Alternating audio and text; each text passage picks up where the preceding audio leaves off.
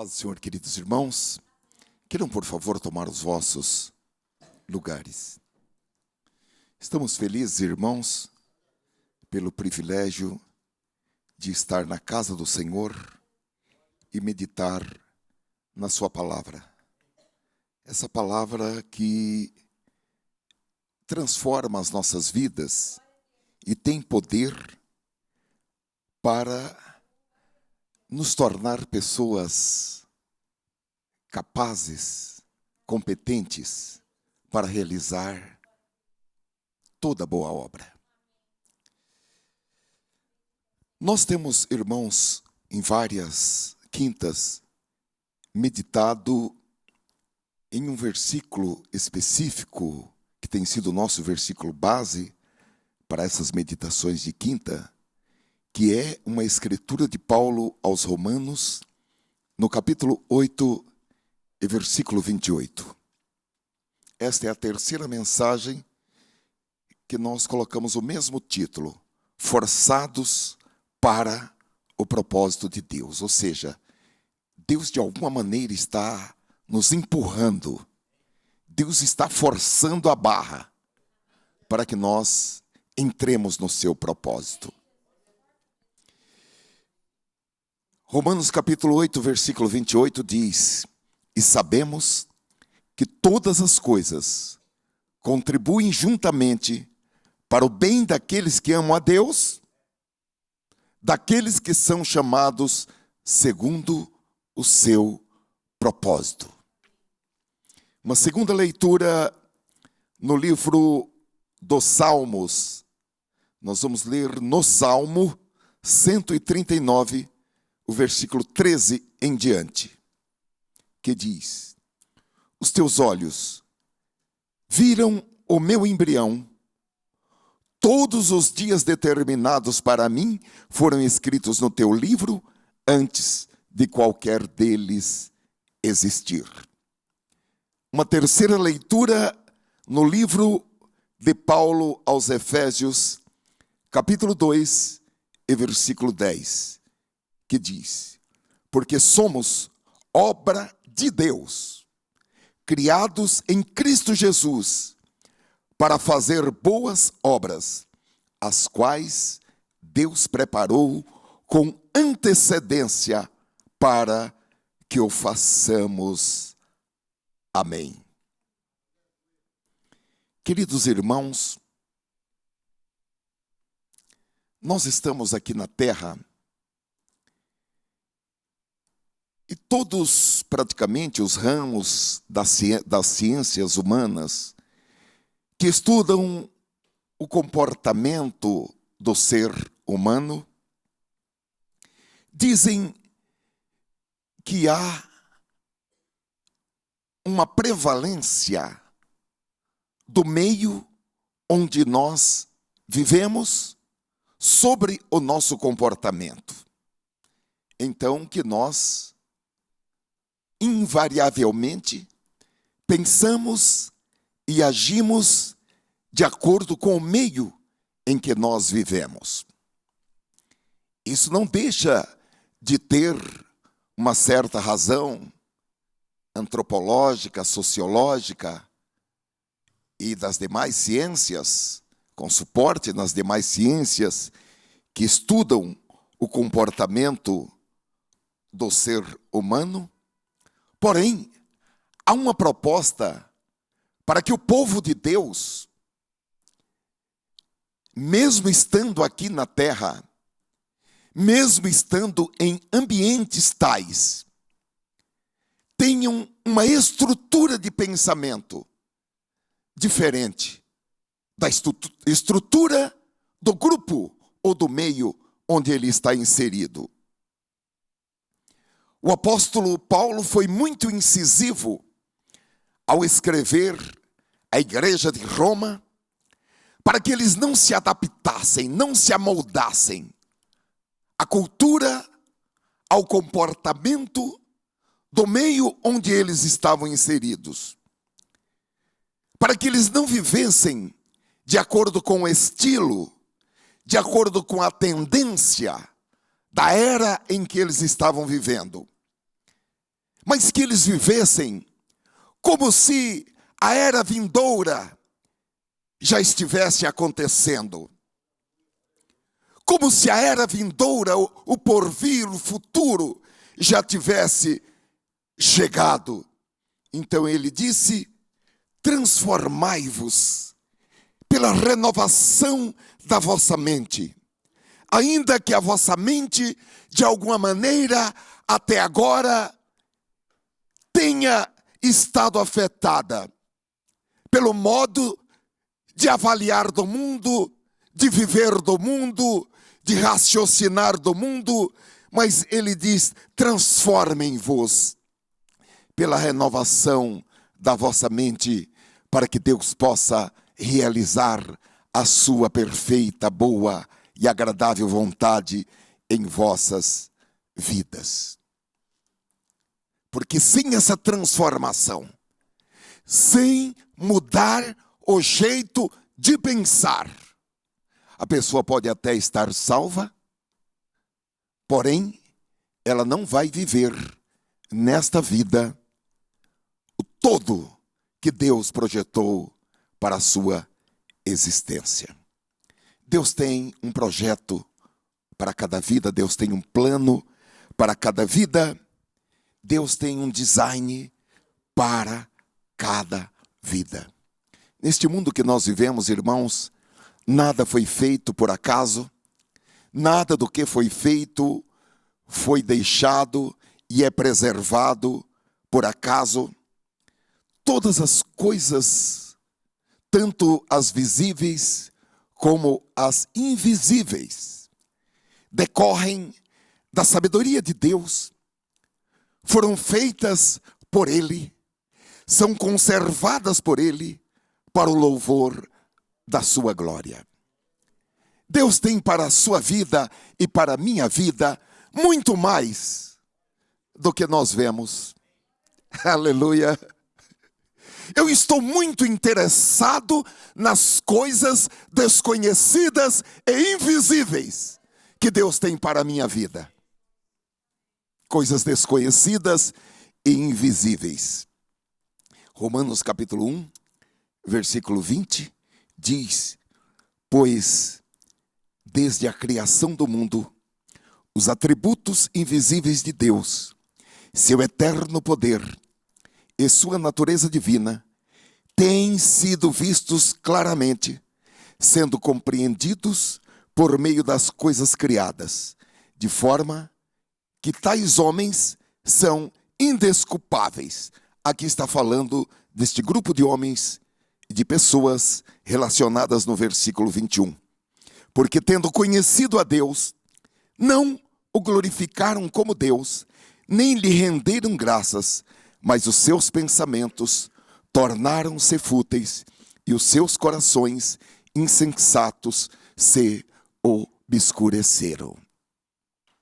Eu creio que nesta noite, nós que conhecemos a Deus, temos que orar: Senhor, eu preciso da tua misericórdia, para que eu não esteja incluído neste grupo de pessoas que conheceram a Deus, mas não deram o devido valor ao conhecimento de Deus. Não compreenderam o seu eterno poder, a sua natureza divina e os seus atributos invisíveis. Então, queridos irmãos, Deus tudo fez e tudo Ele conserva para o louvor da sua glória, inclusive e especialmente nós que somos o seu povo, somos a sua família, temos o seu nome, temos o seu sobrenome.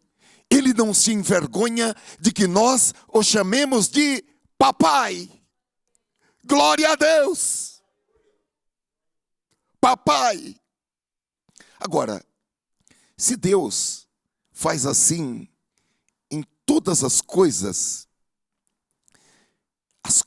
da própria natureza, todos os seres vivos, todos os seres animados, todas as coisas inanimadas, Todas elas foram feitas por Deus e são expressões da sua glória. Agora, e as vidas humanas?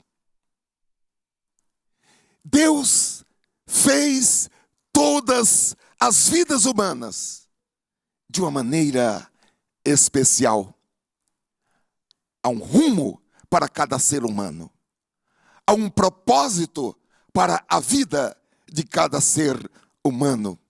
Aliás, de todas as coisas que Deus fez, o ser humano é a obra-prima da criação de Deus.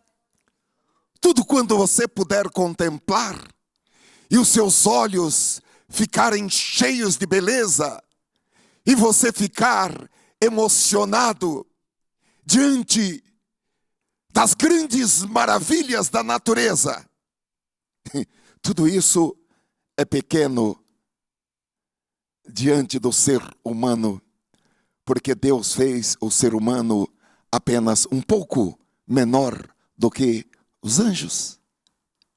O ser humano, cada homem, cada mulher, e você, é a obra-prima, diria, é o máximo que Deus fez em toda a obra da criação.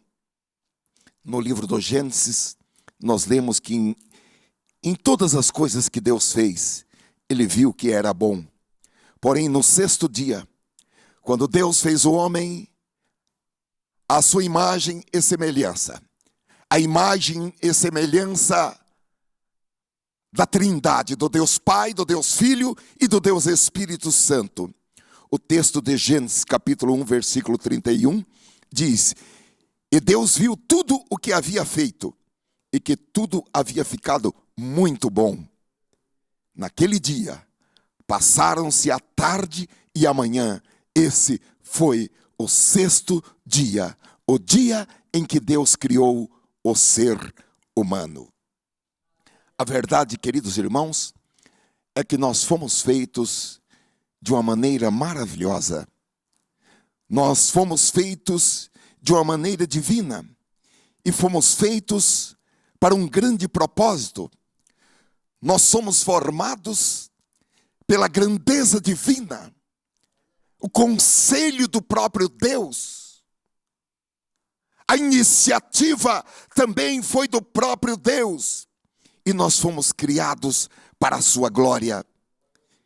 O texto de Efésios capítulo 2, versículo 10 diz: porque somos obra de Deus, criados em Cristo Jesus para fazer boas obras, as quais Deus preparou com antecedência para que o façamos. Nós podemos dizer, de um lado, que Deus escreveu um roteiro para a nossa vida por antecipação. Deus escreveu uma espécie de biografia por antecipação para as nossas vidas. Com antecedência, Deus desenhou um plano, escreveu um plano, há um propósito de vida. Quando Deus nos outorgou a vida antes da concepção, já havia um script, já havia um propósito, já havia um roteiro, diz o salmista no Salmo 139, quando nenhum dos nossos dias existia, Deus já havia escrito esse roteiro. Então, queridos, nós fomos preparados para algo maravilhoso. E quando Deus atribuiu a cada um de nós o dom da vida, Ele atribuiu com esse propósito, para que nós realizemos na vida algo grande, algo extraordinário, algo abençoado, algo que em princípio somente nós podemos fazer, porque nós fomos preparados para isso com antecedência. Então, o próprio salmista diz que desde a fecundação, está no Salmo 139, desde a fecundação, a multiplicação das células no processo de gestação, Deus foi nos dotando de uma estrutura física, de uma estrutura psicológica, no seu sentido amplo, da alma, com todas as suas funções. Deus foi nos preparando também para termos a devida condição espiritual para realizar o projeto dele em nossas vidas.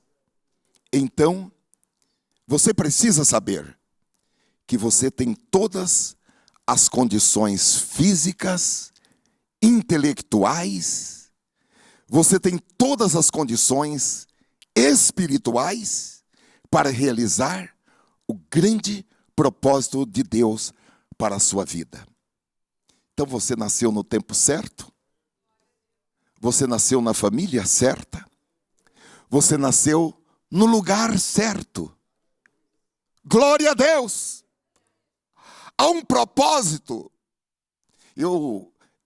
Há muitos anos Deus me deu assim uma frase, e nós escrevemos já tantas vezes essa frase, quando nós tínhamos os nossos outdoors, Telepaz, Deus nos projetou para dar certo. O quê? Ele não erra. Ele não erra. Então, queridos irmãos, nós temos que estabelecer como meta aqui na terra trabalhar em sintonia com o Espírito Santo. Vamos dizer, trabalhar em parceria com o Espírito Santo, para que nós tenhamos o conhecimento, a revelação da boa, perfeita e agradável vontade de Deus, para que nós sigamos aquela voz que vem por detrás de nós dizendo: este é o caminho, andai nele, sem vos desviardes nem para a direita e nem para a esquerda. E quando ele falar pare, pararmos. Quando ele falar avance, avançarmos.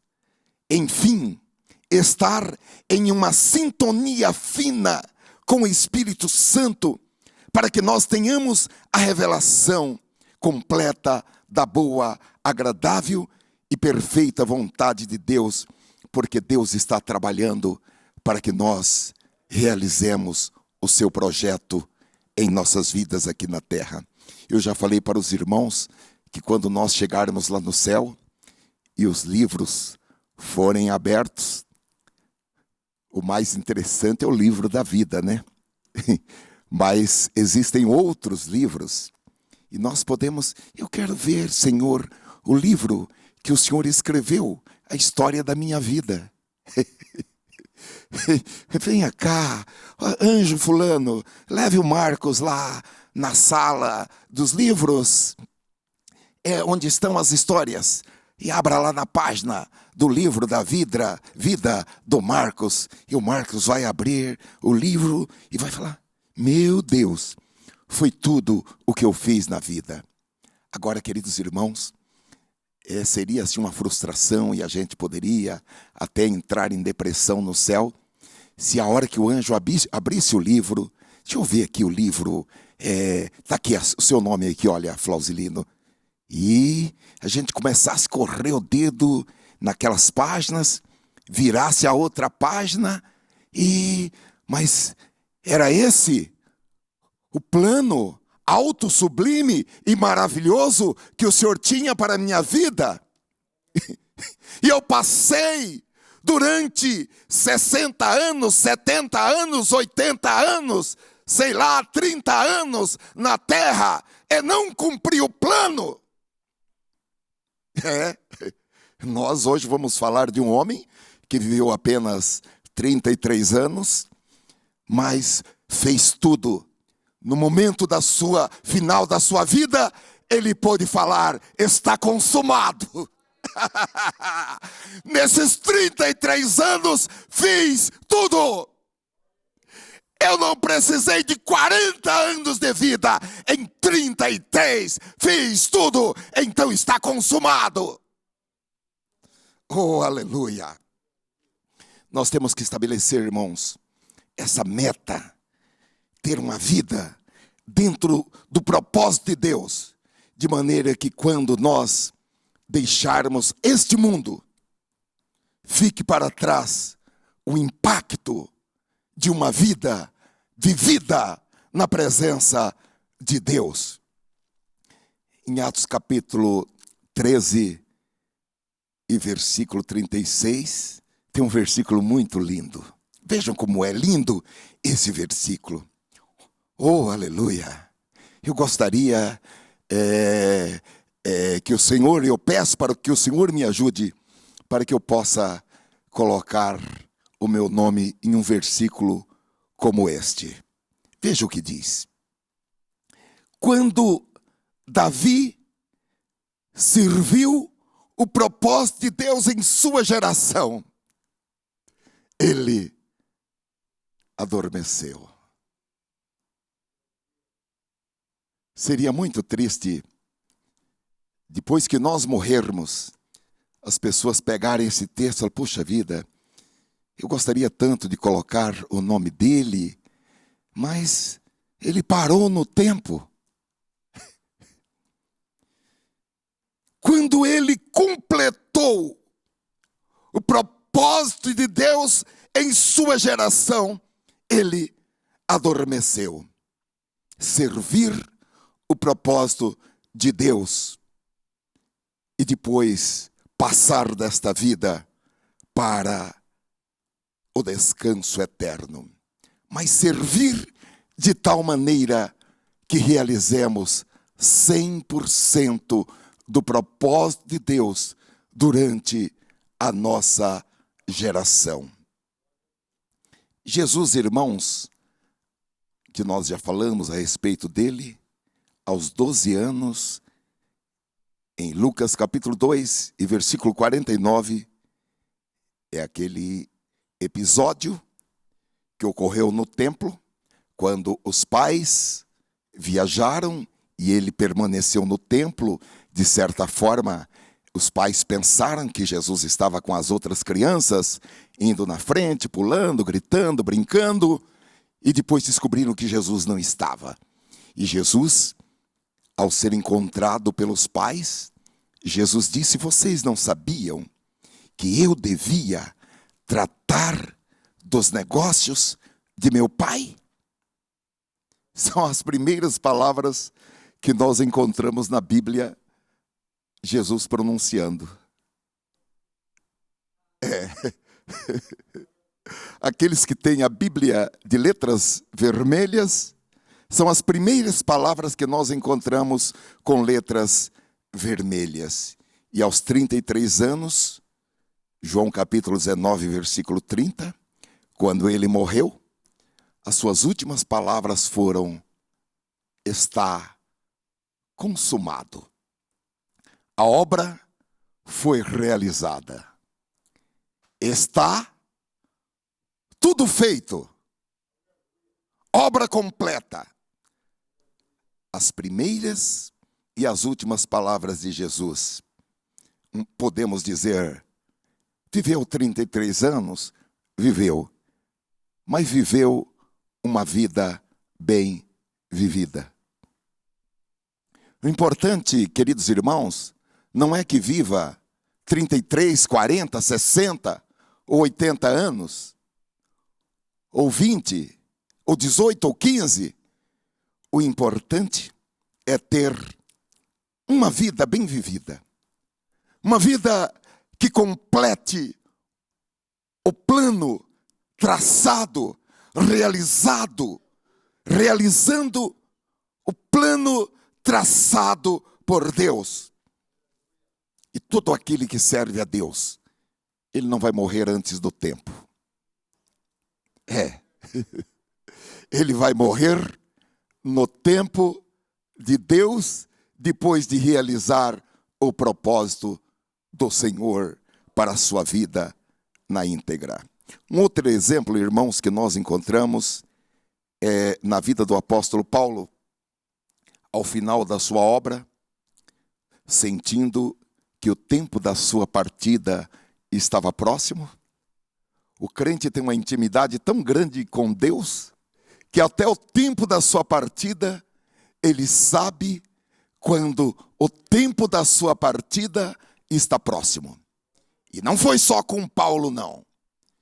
Muitos outros servos e servas de Deus, tantos homens cujas histórias estão na Bíblia, como também homens da história contemporânea, tiveram a revelação quando o tempo da sua partida estava próximo. Então Paulo escreve a seu filho na fé, discípulo e amigo Timóteo, na segunda epístola, capítulo 4, versículos 6 e 7, e disse a ele: quanto a mim, já estou sendo derramado como oferta, como sacrifício, como libação. E o tempo da minha partida está próximo. Agora tem uma coisa. Eu combati o bom combate. Eu fiz o que devia ser feito. Eu completei a carreira. Eu acabei a carreira. Eu fui até o fim da linha. E guardei a fé. É assim a vida do crente. É uma vida de escolhas. E o crente tem liberdade. Deus dá liberdade para ele tomar o caminho que ele quiser tomar. Agora, o bom cristão, aquele que é obediente ao Senhor, ele escolhe, decide, opta por seguir a voz do Senhor. Que Paulo aqui chama de combate. Combati o bom combate. E o êxito, o sucesso, vai definir se esse combate está sendo um bom combate ou está sendo um mau combate. Porém, irmãos, algumas vezes, ou melhor, em muitas vezes, apesar de Deus nos ter dado escolhas e liberdade, em muitas vezes nós vamos encontrar Deus nos empurrando.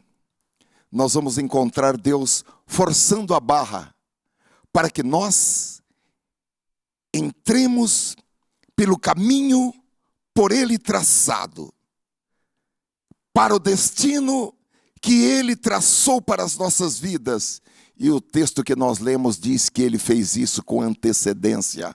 Há um outro texto que diz que Ele fez isso antes da fundação dos séculos. Nós já falamos nos cultos passados de duas áreas que Deus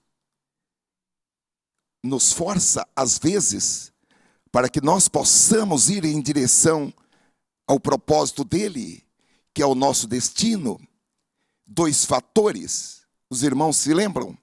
O primeiro são as circunstâncias. Nós falamos na penúltima pregação que eu fiz, que Deus às vezes trabalha através de circunstâncias, mesmo as circunstâncias negativas, para empurrar-nos de uma maneira elegante, evidentemente, mas para forçar, para que nós possamos ir para o propósito para o qual nós fomos criados.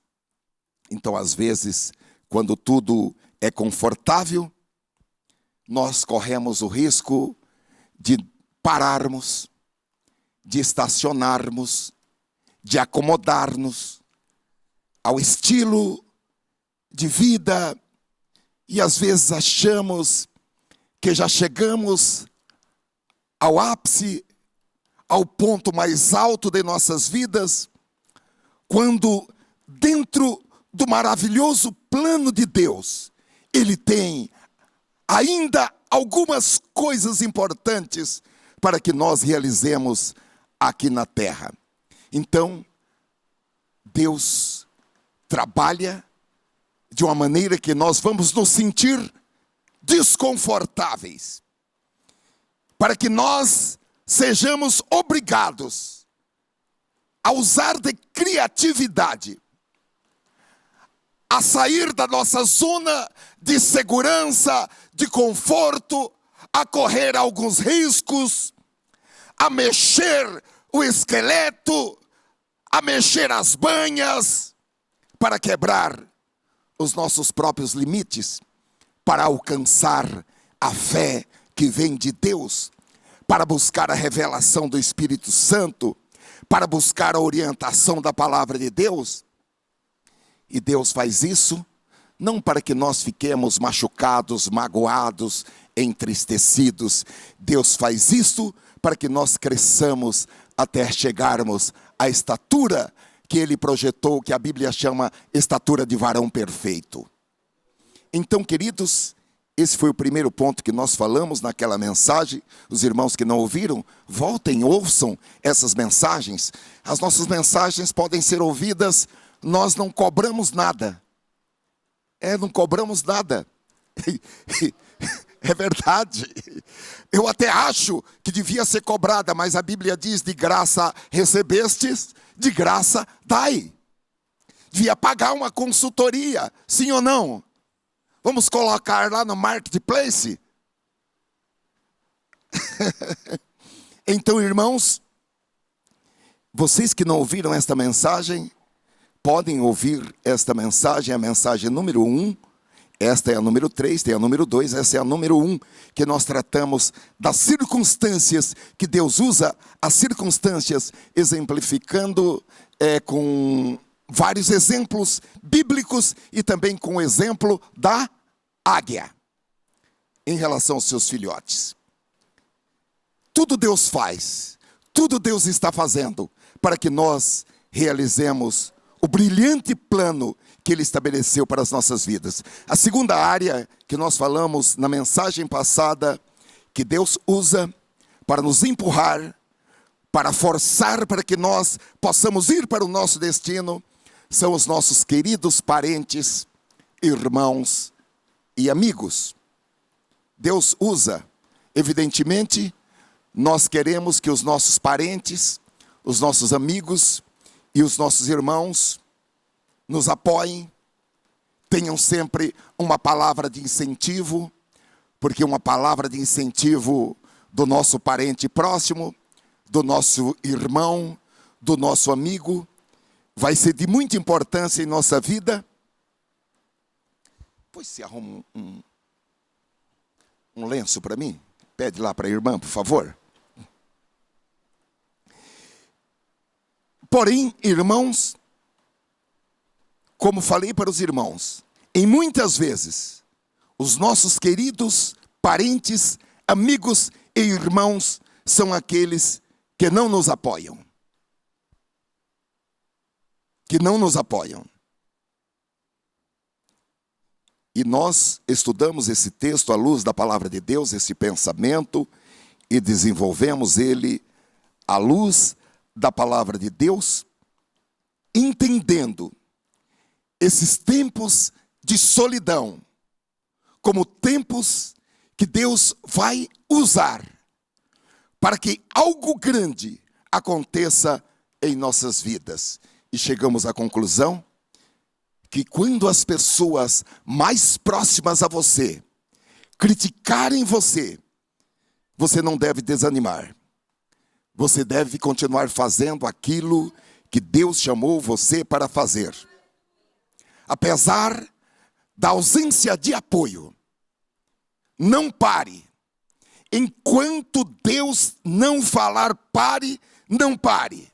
Amém, irmãos? Até aqui nós falamos nas mensagens anteriores. Vamos ao terceiro fator que Deus usa para nos empurrar para o nosso destino.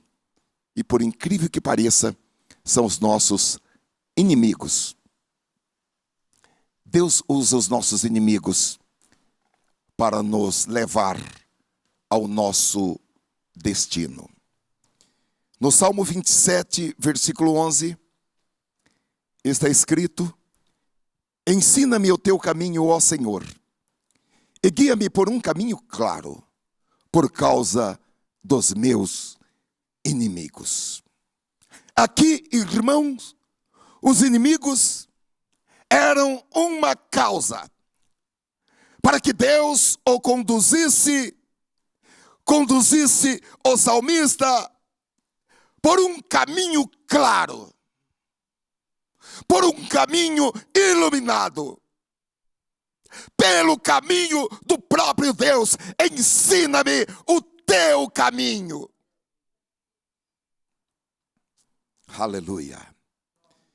Glória a Deus. Cada crítica, cada oposição, cada palavra de desprezo, Deus utiliza para colocar aqueles que o amam, aqueles que estão dentro do seu propósito, para colocá-los na posição correta, no caminho de Deus, no caminho iluminado. Isso precisa ser entendido, irmãos. Isso precisa ser entendido. Nem sempre é o diabo. Nem sempre é o diabo. E mesmo quando for o diabo, ou for os agentes deles, sejam esses agentes humanos ou imateriais, demônios, seres espirituais, isso precisa ser entendido. Deus, ele toma esse mal e ele transforma esse mal em uma matéria-prima para o seu avanço, para o seu crescimento, para o seu progresso, para a sua prosperidade. Porque todas as coisas, Deus age em todas as coisas, globalmente e sem exceção.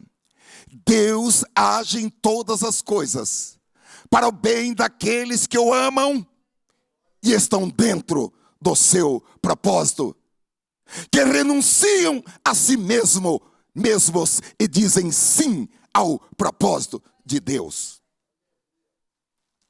Então Deus está planejando tudo em sua vida para o seu bem. Então, a pressão, a crítica, a oposição, até mesmo prejuízos, perseguições, coisas que podem nos trazer lágrimas nos olhos, dores no corpo, noites sem dormir. Só que tem uma coisa: do outro lado, você não apenas sairá aprovado, mas você sairá abençoado. Sairá bem-aventurado.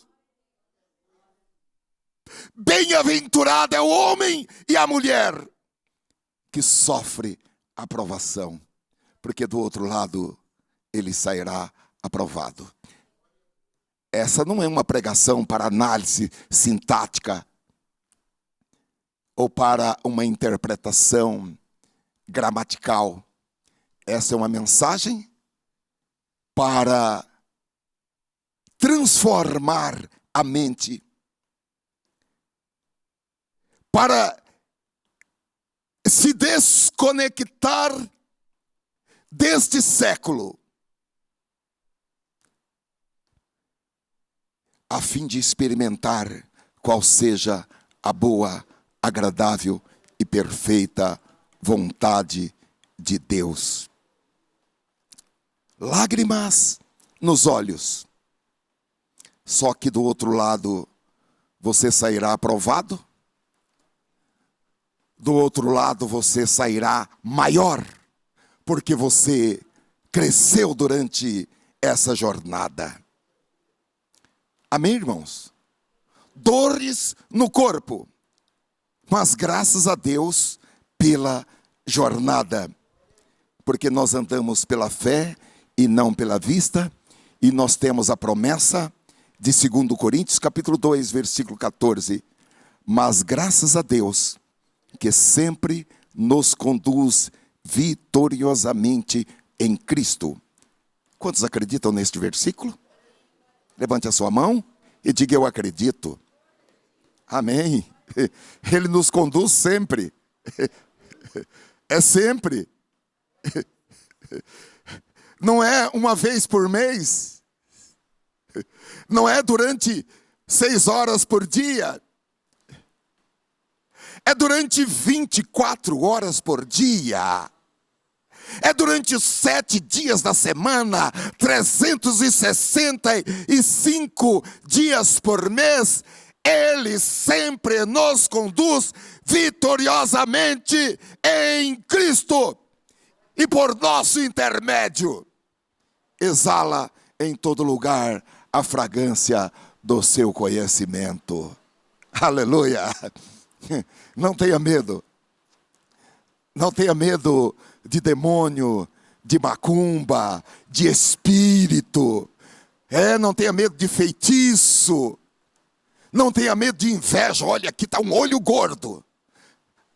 Não tenha medo de demônio. Você tem a fragrância do conhecimento de Cristo. O demônio não chega perto. Porque a hora que ele sente o cheiro da fragrância do conhecimento de Cristo que você está exalando, o demônio fica longe por causa do cheiro de Cristo. Eu conheço esse cheiro. Esse cheiro é o cheiro de Cristo. Longe do cheiro de Cristo. Então, queridos irmãos, nós andamos pela fé e não pela vista, e não importa o que está acontecendo, o Senhor está na direção dessa jornada. Quando, irmãos, Davi foi ungido rei de Israel, porque às vezes nós queremos que as coisas aconteçam muito rápido, nós queremos ver na hora, não é verdade? Nós queremos ver na hora. Nós queremos ser curados na hora. Nós queremos ver a bênção na hora. Agora, quando Davi foi ungido rei de Israel, passou todo aquele negócio de derramar o óleo na cabeça dele, ter a profecia sobre ele. E depois o que aconteceu? Para onde ele foi? Foi para o campo cuidar de ovelhas. A vida dele não mudou muito. Depois de tudo aquilo, ele voltou para o campo cuidar de ovelhas. E a Bíblia diz que um dia seu pai pediu para que ele levasse umas castanhas, umas frutas secas, uns grãos, pão para os seus irmãos que estavam no campo de batalha. E quando ele chegou, já encontrou toda aquela soldadesca ali no acampamento, os seus irmãos ali uniformizados no campo de batalha. E queridos irmãos, Davi, nós conhecemos a história, ele foi ousado, ele entregou os mantimentos como tinha que entregar, e ele, quando estava conversando com os seus irmãos, ele viu Golias, o filisteu, que saiu, deu um passo à frente das fileiras dos soldados filisteus, e ele começou com o seu desafio. 2 vezes por dia, ele se levantava e desafiava o povo de Deus. E sempre que os israelitas viam aquele homem, todos fugiam de medo. E Davi, irmãos, ele foi ousado. As palavras daquele gigante, ao invés de fazer com que Davi entrasse em um estado de medo, entrasse em um estado de tristeza, entrasse em um estado de depressão, Davi encarou o desafio do inimigo. Eu gosto muito da resposta de Davi. Quem é este filisteu? Esse incircunciso. Incircunciso era uma espécie de nome feio entre o povo de Israel. Quem é esse incircunciso para desafiar os exércitos do Deus vivo? Não estou falando que Davi falou palavrão, mas estou falando que Davi falou uma palavra que nenhum filho de Israel queria ouvir, que ele era um incircunciso. E os irmãos conhecem a história. Davi assumiu o desafio e com apenas uma pedra, ele matou aquele gigante, o inimigo do povo de Deus. A provocação do inimigo trouxe Davi do campo para o palácio. Porque logo Saul falou: olha, em primeiro lugar você vai casar com a minha filha. E você agora vai ser meu ajudante aqui. Aleluia. Obviamente, está claro que tudo isso exige obediência. Diante do desafio do inimigo, nós não podemos nos comportar com raiva, com medo. Não podemos decidir segundo o sentimento ou sentimentos de nossos corações irados. Tanto que nesse versículo 11, Davi diz: ensina-me o teu caminho, ó Senhor, e guia-me por um caminho de luz, um caminho alto, um caminho de nível superior, em cada situação difícil, por causa dos meus inimigos. Em outras palavras, Davi está dizendo: Senhor, quando eu entrar em uma situação difícil, eu não quero agir segundo a minha própria maneira, eu não quero reagir segundo a minha própria maneira, eu não quero falar segundo os meus pensamentos. Mostra-me como eu devo fazer, mostra-me o teu caminho, o teu trajeto. Mostra que o que eu devo fazer, porque eu quero fazer não a minha vontade, mas a tua vontade. Não o que eu quero, mas o que tu queres. Há um outro exemplo, irmãos. Eu li esse texto agora à tarde e fiquei assim, muito impressionado com esse texto. Em Daniel capítulo 3, é a história de Sadraque, Mesaque e Abednego. Os irmãos conhecem. O rei Nabucodonosor pediu que eles servissem aos seus deuses e adorassem uma imagem de ouro. Os inimigos desses homens de Deus provocaram para que eles tomassem um caminho que seria o caminho do mal, para salvar as suas próprias vidas.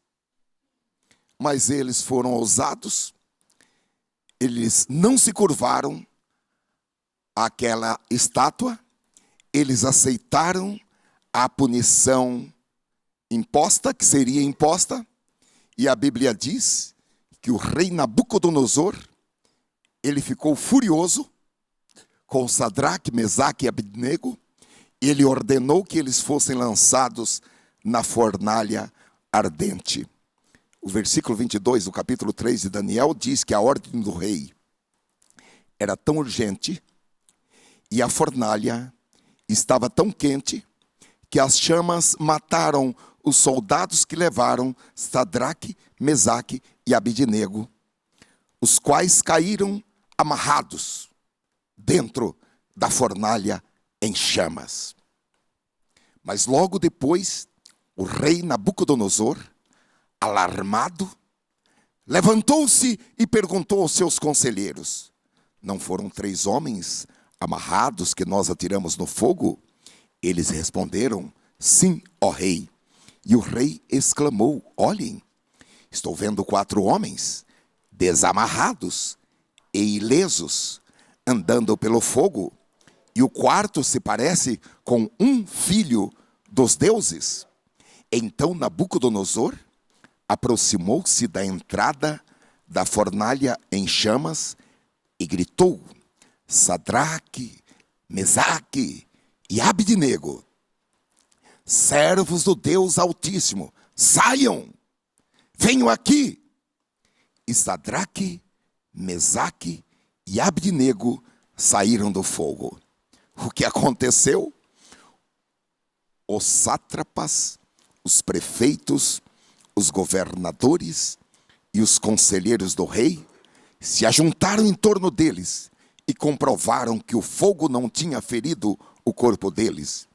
Nem um só fio do cabelo tinha sido chamuscado.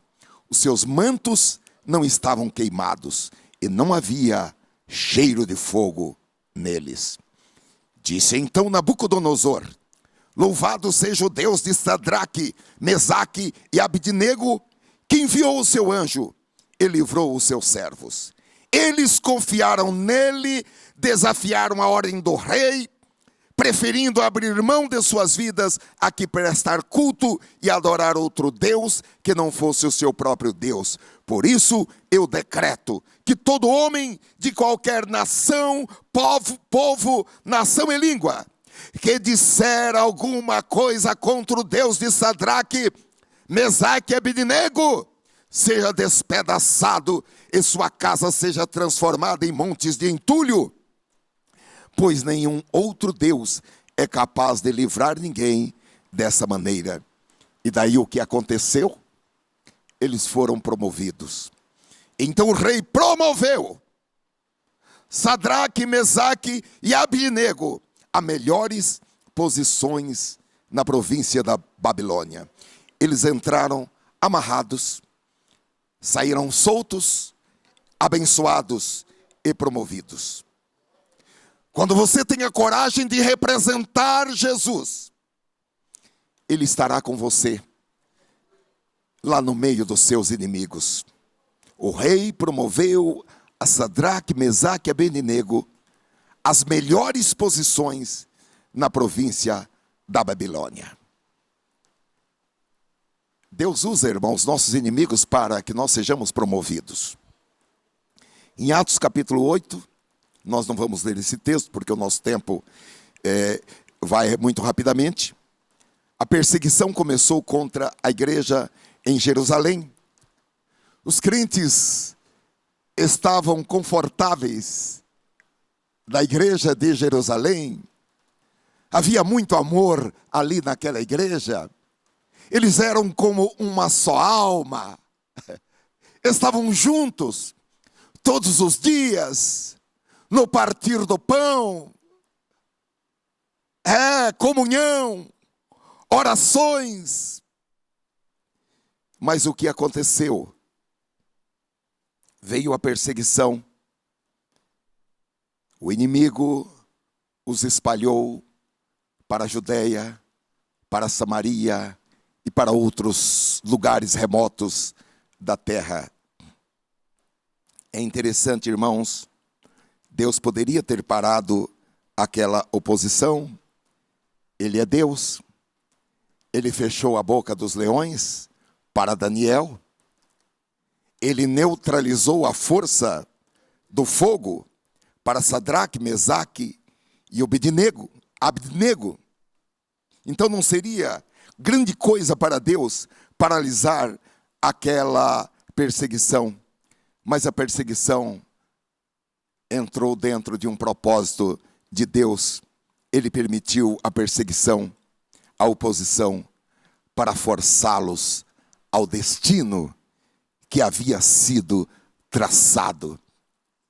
Porque Jesus falou: vocês receberão a virtude do Espírito Santo, vocês serão batizados com o Espírito Santo, e vocês receberão poder para levar a minha palavra em Jerusalém, Judeia, Samaria e até os confins da terra. E, irmãos, a Bíblia diz, e eu quero me fixar em apenas um personagem que é Filipe. A Bíblia diz que Filipe, em Samaria, ele viveu o auge do seu ministério. Se ele tivesse ficado em Jerusalém, onde ele era diácono, servindo as viúvas, os pobres, atendendo os necessitados, ele não teria realizado uma grande obra de impacto. Glória a Deus! Como ele realizou em Samaria uma obra que impactou todos os habitantes daquela cidade, ele não teria atingido o seu potencial. E eu digo nesta noite, talvez Jerusalém tenha se fechado por você, por assim dizer, uma coisa ruim que aconteceu na sua família, uma decepção, uma traição. E você olha e vê a perseguição em Jerusalém. Para você, Jerusalém está fechada. Mas hoje o Espírito Santo está dizendo, não importa se Jerusalém está fechada, Samaria está aberta. Glória a Deus. É em Samaria que você vai atingir o seu auge, o potencial do seu ministério. É em Samaria que você vai completar o seu destino.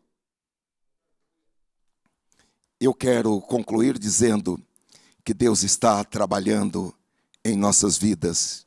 E às vezes nós não entendemos o porquê que esbarrou ali. Nós não entendemos um empurrão aqui. Nós não entendemos porque esta porta se fechou. Nós não entendemos a dificuldade ali. É que Deus está trabalhando para nos empurrar para o propósito para o qual nós fomos criados. Olha, queridos, quando um bebê está no útero de sua mãe, ele está protegido, é um lugar muito confortável, não é? Ele se alimenta pelo cordão umbilical, é comida. Ele não tem que fazer nada, ele é levado todo dia, ele pode dormir a hora que ele quiser. Eu acho muito incrível. As senhoras que estão grávidas, normalmente elas ficam com a mão assim, não é? Estão sempre protegendo o seu bebê, estão sempre acariciando, estão sempre tocando assim na barriga. É um lugar muito confortável. Porém, é um lugar muito confortável para 9 meses. Não pode passar disso. O bebê não pode permanecer por mais de 9 meses.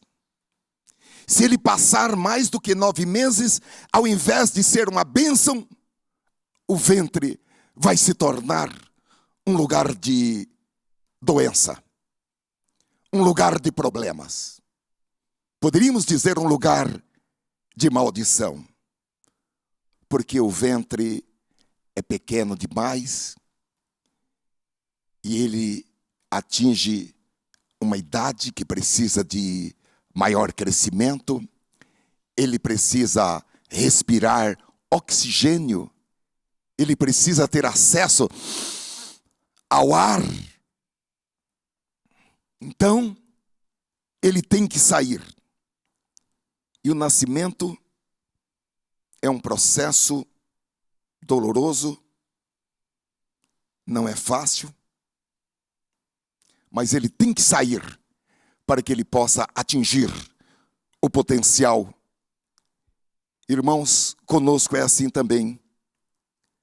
Às vezes Deus usa, como disse, as nossas circunstâncias negativas. Deus usa os nossos queridos parentes, amigos e irmãos. Deus usa até mesmo os nossos inimigos para nos empurrar, para nos despertar, para provocar-nos, para que nós possamos ir para o nosso destino. Então, você tem que entender que cada dificuldade que você passou, cada ruptura ruim, cada pessoa que agiu errado com você, que pisou na bola com você, embora às vezes a pessoa tivesse a intenção de atrapalhar a sua vida, a intenção de perseguir você, de desanimar você, Deus usa essa problemática para o seu bem, para amadurecer você, para empurrar você para o seu avanço, para que você tenha crescimento, para que você tenha êxito, para que você tenha sucesso. Deus usa circunstâncias que são difíceis, Deus usa a provocação, Deus usa o desprezo dos nossos queridos. E como eu falei, às vezes até mesmo a perseguição de nossos inimigos, para nos levar para novos níveis de vida, para nos levar para um caminho mais alto, para nos levar para o destino por Ele traçado, para o caminho desenhado por Ele. Como disse o salmista, para um caminho claro, para novos níveis de vida. Então, entenda isso. Não importa qual seja a sua condição hoje, o que está acontecendo, Deus está trabalhando. Deus está trabalhando para tornar a sua vida produtiva, a sua vida dinâmica. Deus está trabalhando para o seu bem.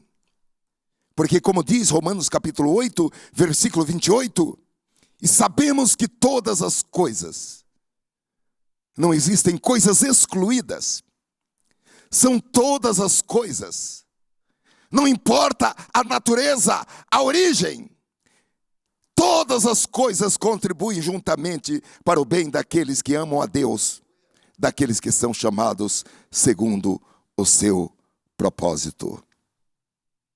Queridos, vamos transformar-nos pela renovação das nossas mentes. Vamos pensar diferente do mundo. Vamos nos descolar da cultura do mundo, do pensamento do mundo, das avaliações do mundo, dos valores do mundo. Vamos romper com o mundo.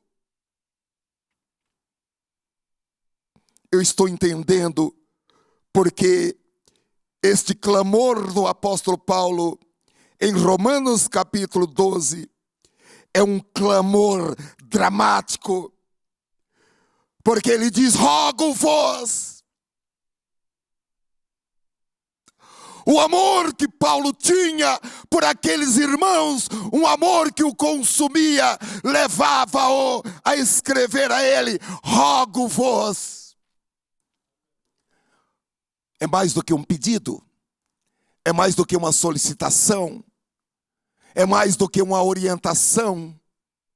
Paulo está fazendo um apelo dramático: rogo-vos, pois, irmãos, pelas misericórdias de Deus, que apresenteis os vossos corpos por sacrifício vivo, agradável a Deus, que é o vosso culto racional, e não vos conformeis com este século, mas transformai-vos pela renovação da vossa mente, para que Deus possa realizar o seu projeto em sua vida, para que experimenteis a boa, agradável e perfeita vontade de Deus.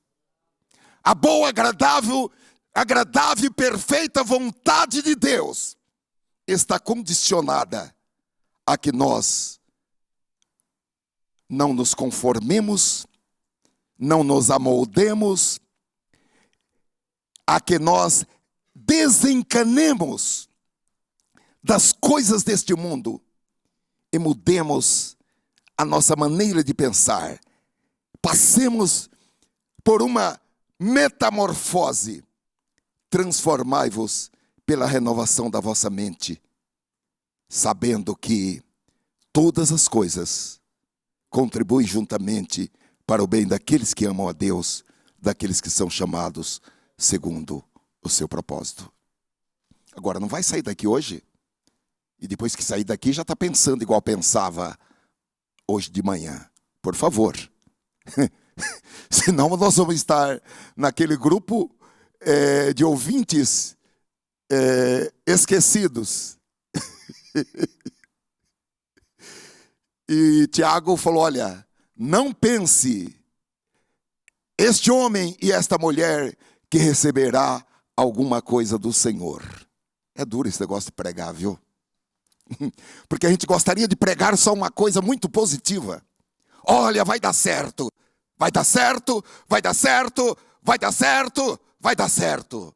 Não pense, este homem que ouviu a palavra e não praticou, que receberá alguma coisa do Senhor. Porém, Deus é fiel. Passarão os céus e a terra, mas as minhas palavras não passarão. Deus não está perguntando se você tem dinheiro, se você está com a sua conta estourada.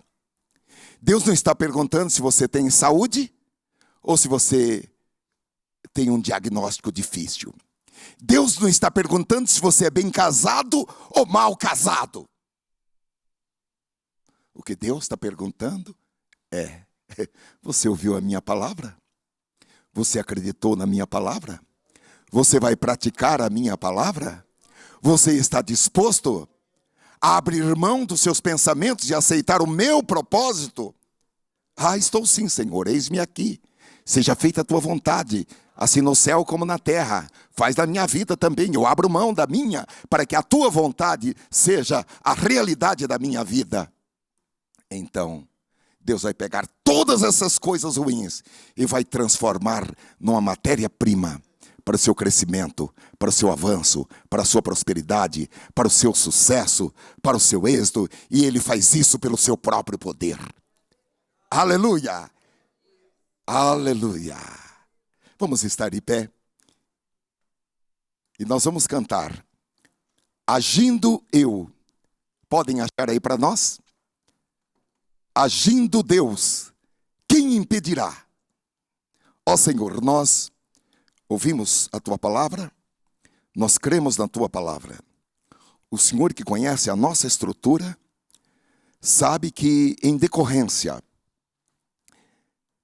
das nossas experiências de vida aqui na terra, há em nós algumas dificuldades, tanto na assimilação da Tua palavra, na compreensão, como também na prática da Tua palavra. Mas o Senhor também conhece os nossos corações e sabe que há em nós um desejo, há em nós uma fome e há em nós, Senhor, um desejo de receber a Tua palavra e de praticar a Tua palavra. Então nós oramos a Ti, Senhor, ajuda-nos. Primeiro, ajuda-nos mesmo nas nossas incredulidades. E ajuda-nos, Senhor, a viabilizar a prática da Tua palavra. Quando, Senhor, há em nós circunstâncias emocionais, psicológicas e até mesmo físicas, Senhor, que trazem, Senhor, dificuldades para que nós possamos crer 100% na Tua palavra e praticar a Tua palavra. Ajuda nessas deficiências, Senhor. Ajuda até mesmo a nossa falta de fé. Ó Senhor, é nosso propósito ter as nossas mentes transformadas pelo poder da Tua palavra, para que nós passemos a pensar de uma maneira espiritual, para que nós tenhamos os nossos pensamentos, Senhor, absolutamente subjugados, subordinados à realidade da tua palavra e à revelação do Espírito Santo. Oh, aleluia. Muda, Senhor, os nossos processos de pensamento, os nossos processos mentais. Muda, Senhor, o nosso raciocínio. Nós queremos ter outros modos de raciocinar, outras técnicas de raciocínio, que estejam, Senhor, diretamente ligadas à palavra e ao Espírito Santo, para que nós tenhamos a mente de Cristo. Oh, aleluia. Para nós não importa, Senhor, se não formos compreendidos, Senhor, neste século. O que para nós importa é agradar a Ti e estar com os nossos pensamentos, Senhor, conectados com os Teus pensamentos, o nosso coração conectado com o Teu coração, crendo, Senhor, que o Teu agir é sobre todas as coisas. Eu quero te pedir, Senhor, por cada irmão, por cada irmã que está aqui nesta noite, por cada pessoa, Senhor, que está conosco pela internet, por cada pessoa que ainda ouvirá esta mensagem. Senhor, que haja um impacto positivo, Senhor, da Tua palavra em cada coração, transformando-nos, Senhor, ou conformando-nos a Ti e não ao mundo. Nós não queremos estar, Senhor, amoldados ao mundo.